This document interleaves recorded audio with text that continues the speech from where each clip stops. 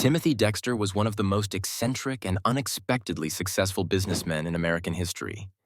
Born in 1747 in Massachusetts, Dexter had little formal education and was often dismissed as a fool by the upper class. However, through sheer luck, bizarre business decisions, and an unshakable belief in himself, he amassed a fortune in ways that defied all logic.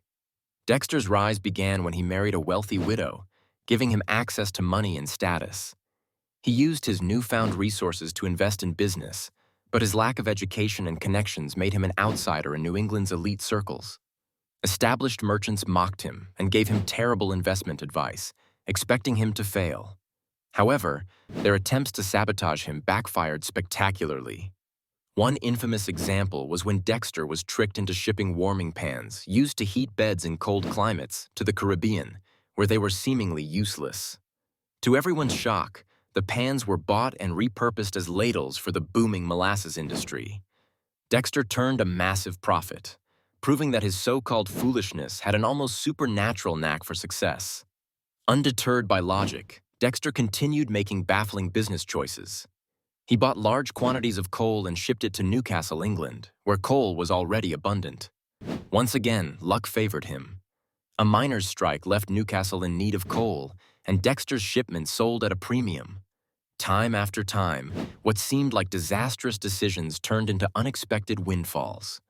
Dexter also made money selling gloves to the South Sea Islands, sending stray cats to the Caribbean to solve a rat problem, and hoarding whalebone just before it became a key material in fashion.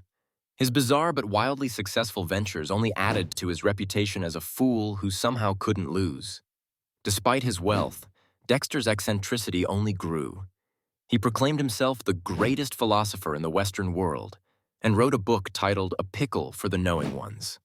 The book, which lacked punctuation and was filled with misspellings, was nearly unreadable. In response to criticism, Dexter printed a second edition, adding a section of punctuation marks at the end with instructions for readers to pepper and salt it as they please. His strange behavior extended beyond business and writing.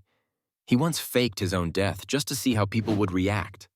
When he found his wife wasn't grieving enough, he reportedly beat her for not showing enough sorrow.